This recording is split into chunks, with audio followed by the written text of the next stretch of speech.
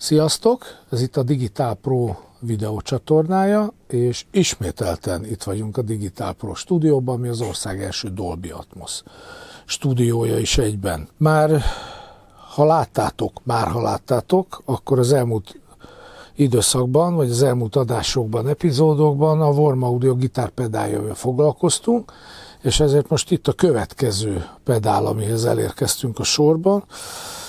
Elképesztő minőség ez is, de majd fogok róla beszélni. Ez a Mutation Phasor 2 Phaser pedál, ami szintén egy ilyen kópiája, vagy egy újra gyártott, illetve egy akkurátus replikája a Musictronics Muton Phasor 2 pedálnak.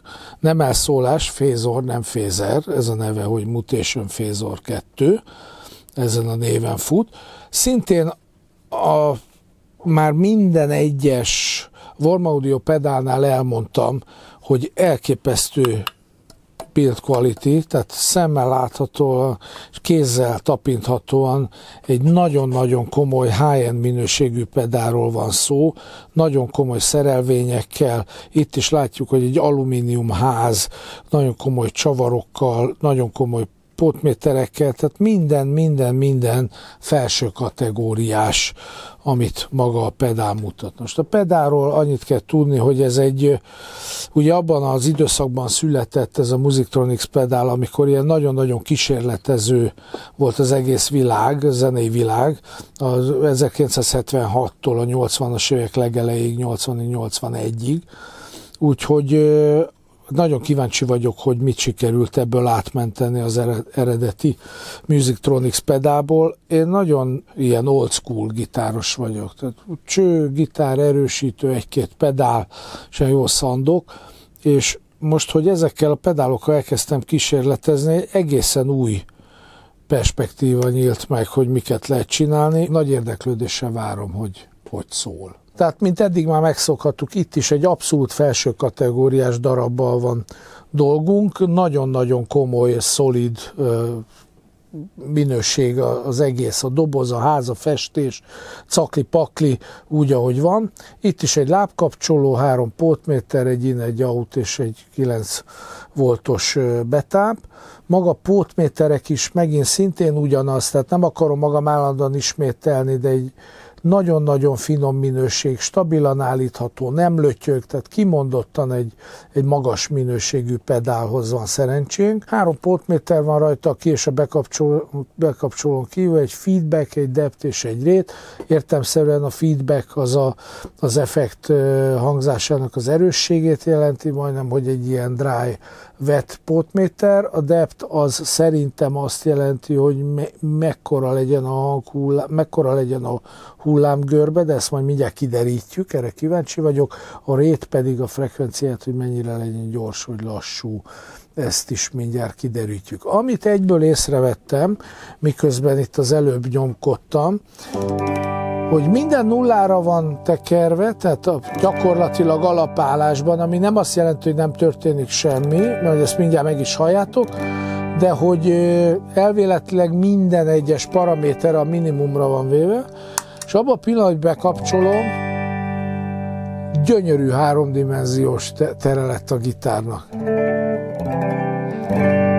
Lett egy mélysége a gitártónusnak. Itt is ugyanúgy, mint eddig egyébként egy Vox AC15 Limited szériás csöves gitárerősítő a referenciánk, magyarán minden pici változás azonnal hallható és azonnal érzékelhető, nem fogható az erősítőre, hiszen töviről egyre ismerem a hangját. Ez így, ahogy van, egy $1000 szand. Így.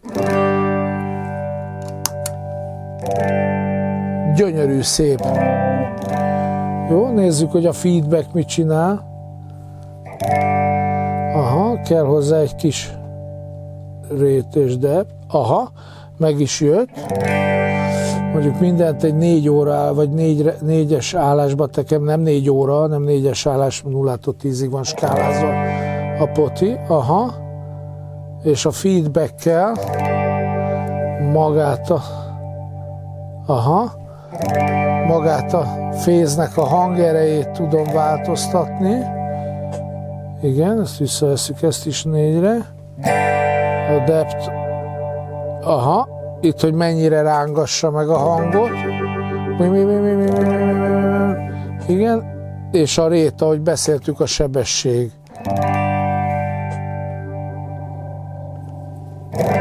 Igen, ez már egy ilyen MZ per X jelentkezmészga családszan, de itt például gyönyörű. Ez olyan minőségi kórus vagy fézer hang, hogy lenyűgöző. Szép, sejmes, nem is tudom, hogy milyen szavakat használják. Biztos vannak szakértők, akik ilyen műszaki guruk, és nagyon értenek hozzá, mondjuk gitározni biztos nem tudnak, de legyen így. Viccelek. Biztos van olyan is, de igazság szerint az van, hogy ezeknek a pedáloknak gyönyörű hangja van. Tehát ennek is, meg az összes előzőnek gyönyörű hangja van. Valójában szerintem nincsen egy ilyen holy grail a pedálok között, tehát van olyan, ami kimagasló, van olyan, ami egy kicsit gyengé minőség. Ez az összes pedál, és ez is az abszolút felső kategóriás, mind a kiállítását, tehát magát az eszközt, ahogy össze van rakva, ahogy meg van csinálva, a hang az meg mindegyiknél valami egészen fenomenális, tényleg a legteteje, olyan, mint a klasszikus vintage cuccok. Egyébként ezt a pedált, mint ahogy írják is a használati leírásban, illetve hát az útmutatóban, hogy nem csak gitárokhoz, hanem szintetizátorokhoz és elektromos pianókhoz is nagyon-nagyon jól lehet használni. Erről a Soundról nekem a gitár mellett azonnal a Rode-nak vagy a Woodley-nak a hangja jutott eszembe, és van is rá egy csomó példa, most nem mondom el, aki zenével foglalkozik, nagyjából tudja, de hogy ez egy olyan minőségi fézhang, ezt rendesen más körülmények között 4 pedálból rakod össze, vagy 3-ból. Tehát elfogultság nélkül mondhatom nektek, hogy ez abszolút a favoritommá vált, ez a pedál. Elképesztő hangja van, tehát gyönyörű minőség, sejmes, lágy, a funkcióját tekintve pedig ugye több hangszerre alkalmazható, és ami egyébként még egy komoly tulajdonsága, és lehet, hogy ez az, ami nekem azonnal vissza is jött, és azonnal a fókuszt erre helyezte, hogy annyira minőségi a hang, hogy ez stúdióban is egy nagyon komoly stúdióeszközé tud előlépni. Tehát az, aki mondjuk egy kompózer, producer, nem csak egy jó gitáreffektet vesz vele, hanem egy komoly effektet a stúdiójába, amit az előbb felsorolt hangszerekhez is tud használni. Ez csillagos ötös. Tényleg az a kategória, amit nem csak gitárosoknak, hanem hangmérnököknek és producereknek ajánlom. Gitárpedálnak hívjuk, de stúdióeszköz is. Egyértelműen stúdióeszköz is.